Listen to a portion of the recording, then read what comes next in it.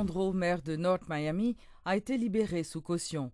Elle a versé 50 000 $ en échange de sa libération, mais doit rester à la disposition de la justice américaine avant la tenue de son procès. Madame Tondreau, ainsi que 3 autres personnes, ont été accusées d'avoir dérobé des prêts totalisant 8 millions de $ pour acheter, au travers de prête-noms, 20 propriétés dans le sud de la Floride en 2006. Le maire de North Miami, qui s'est rendu hier aux autorités policières, aurait utilisé un programme radiophonique comme outil de conscription dans un schéma de fraude hypothécaire. Rappelons qu'en juin 2013, Madame Tondreau, journaliste, animatrice de télévision, avait été élue maire par plus de 60% des votants de North Miami. Au moins 75 familles sont sinistrées dans la commune de Carrefour suite aux inondations, conséquence des pluies diluviennes qui se sont abattues sur la capitale haïtienne.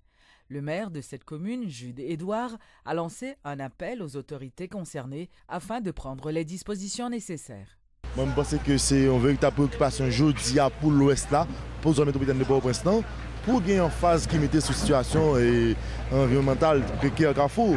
Nous n'avons pas parlé de tabac, mais Carrefour aujourd'hui a une véritable menace liée pour la zone métropolitaine. Moi, je lance son SOS à partenaires publics, premièrement CNE, SMCRS, travaux publics surtout avec CNE qui l'a avec moi déjà, pour mettre matériel à disposition en permanence.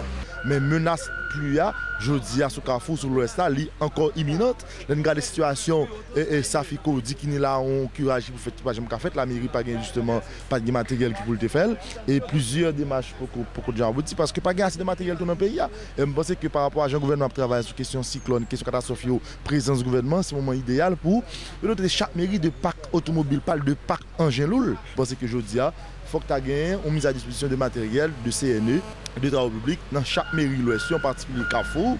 Moi, je ne parle pas de tout le parce que c'est mon situation à vivre, tout tabac en particulier, situation à vivre. Mais je dis à me penser que l'État est obligé de mettre les moyens forts pour faire prévention, empêcher qu'il y ait des constructions faites, on sait de côté qui va là pour ça. Deuxièmement, même si la construction est faite, eh bien, il y a une résolution qui prend officiellement au niveau du gouvernement pour la mairie, une capacité pour faire démolition.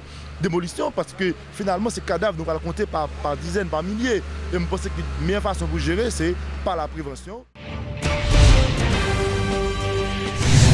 Un incendie s'est déclaré ce mercredi dans les locaux du laboratoire national situé à Delma 33. Selon le responsable de cette institution, le docteur Jacques Boncy, le laboratoire a été totalement détruit par les flammes. Aucune perte en vie humaine n'a été enregistrée lors de ce sinistre dont l'origine reste inconnue. Qui est un laboratoire de haute sécurité qui est situé dans la cour. Ce n'est pas dans le building principal. Il y a à l'extérieur. Et puis, les techniciens, ils ont un brique que prend vers midi pour aller manger. Et puis, ils sont sortis, quand ils sont retournés. Ils voient que y a du feu qui a sorti, donc ils ont ouvert la porte là, mais ils voient du feu à une certaine importance. Donc ils ont fermé tout de suite et puis ils ont barré l'alerte. Et puis nous-mêmes, nous faisons des mesures conservatoires, nous avons évacué le personnel là, évacué les prémissions, nous avons alerté les pompiers sont venus assez vite. Malheureusement, ils n'ont pas sauvé le laboratoire là qui est consumé entièrement. Bon, pratiquement le laboratoire ça, il perd du net. Il perd du net, il ne va pas récupérer. Entièrement consumé. Pour nous, c'est processus d'investigation, rapport, enquête qui pourra le déclencher pour nous connaître exactement la cause sinistre. Oui, nous avons possibilité pour notre travail. Nous avons 6 laboratoires qui sont opérationnels dans le laboratoire national. Ça, c'est une là-dedans qui est consacrée à certaines études. Donc, ça, pour le moment, nous pourrons aller transférer l'activité dans l'autre section. Himmler Rebu juge la stratégie radicale prônée par certains sénateurs irréaliste. Le ministre de la Jeunesse et des Sports doute que la non-tenue des élections cette année, qui entraînerait la caducité du Parlement, provoque automatiquement la chute du président Martelly. M. Rebu engage la frange la plus extrême de l'opposition à faire preuve de clairvoyance et à ne pas s'engager dans un bras de fer. Acteurs de nos situations, la guerre qu'ils ont enclenchée, ils n'ont pas de pouvoir pour arrêter eux-mêmes. Parce qu'ils sont en plein là-dedans, ils n'ont pas de recul. Et le risque que ça peut faire courir à la République elle-même, les risques sont énormes. Et moi, j'étais quoi, même j'en étais quoi, avant d'entrer dans le gouvernement, seul bon qui gagne, dans le problème qui est là, c'est le dialogue. Le dialogue en permanence, quelles que soient les difficultés. Pas de personne qui a absolument raison, pas de personne qui a absolument tort. L'opposition radicale là, et approche les gens sont approches erronées. Et c'est pour approche qu'il a sous président Matéli, son approche qui était là déjà. Grand plus le monde qui dit et qu'il y a roulé pour pas voter loi. Je pense que son erreur tactique très grave. Grand plus le monde qui fait analyse, je dis si on pas voter loi, donc pas de élection. Donc comme pas de élection, pour le chamboulement président Matéli a tombé.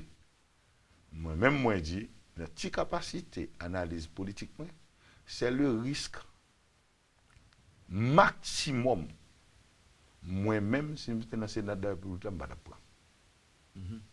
Parce que si l'élection n'est pas faite, il y en a qui croient que si l'élection n'est pas faite, le président Matéli va tomber. Ok. C'est une probabilité.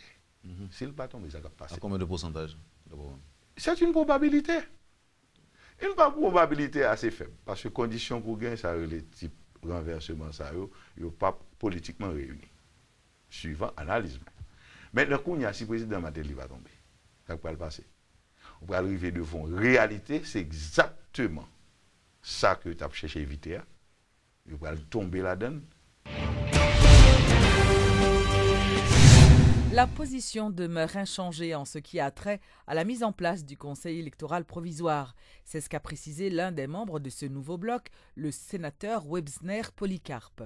L'élu du Nord continue de réclamer la mise en application de l'article 289 de la Constitution relative à la création de l'organisme électoral, alors que la médiatrice avait, elle, annoncé récemment que le Grand Corps était sur la voie de modifier sa position. Au Sénat de la République, la position de départ reste inchangée.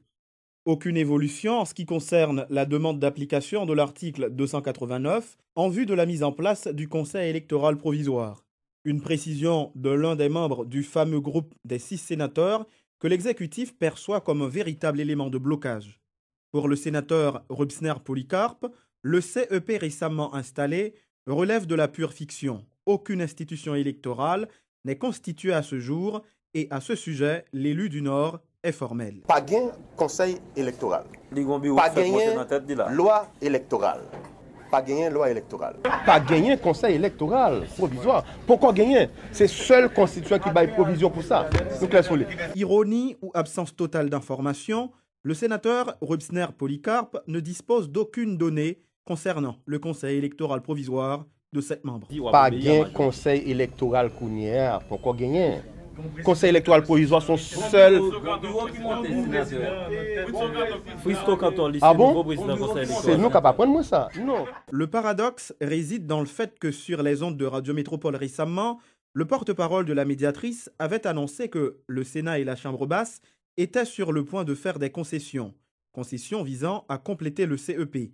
Dans l'intervalle, un autre fait, non moins important, vient renforcer l'intransigeance du groupe des 6. Il s'agit de l'arrestation suivie de l'emprisonnement de Timothée Rony, farouche opposant au pouvoir en place.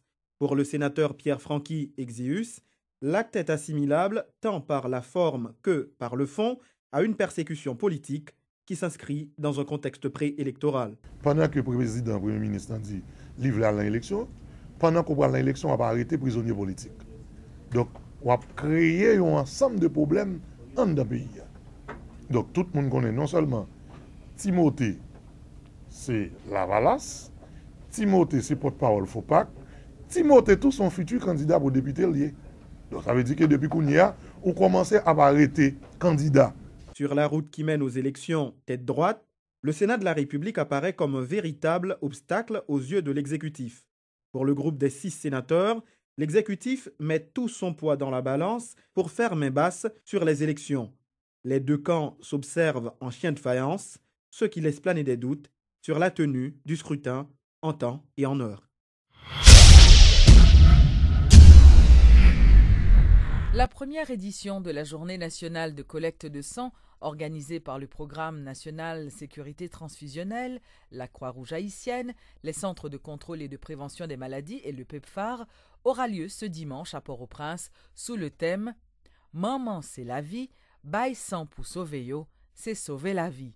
Selon le docteur Marie-Marcel Covin, directrice du Centre national de transfusion à la Croix-Rouge, cette journée sera organisée afin de répondre aux besoins de la population dont la demande est supérieure au nombre de pochettes de sang collectées, particulièrement pour les femmes enceintes et leurs enfants. Tout le monde qui voulait montrer maman yo, amour yo, tout le monde qui voulait aider les femmes qui accouché yo, qui besoin sang, tout le monde qui voulait aider yo, y a vinn présenter yo dans une point ça yo que me dit de 8h à 4h et qui ça a passé, a gagné une équipe technique cap là, équipe poste de transfusion sanguine là, équipe promoteur, équipe Club 25. D'abord, a gagné un questionnaire que y a remettre moun qui prend décision vinn participer dans l'activité. Et en dans questionnaire ça, y a pral poser moun ça des questions sur passé médical. Ça veut dire est-ce que tu as des maladies que tu fait qui t'a capable d'empêcher que le bail sang, et également y pral poser des questions sur l'état actuel de santé parce que faut nous sûr que moun sa qui prend décision vient sauver la vie, eh ben lui-même état de santé li pa pral vient altéré par geste ça.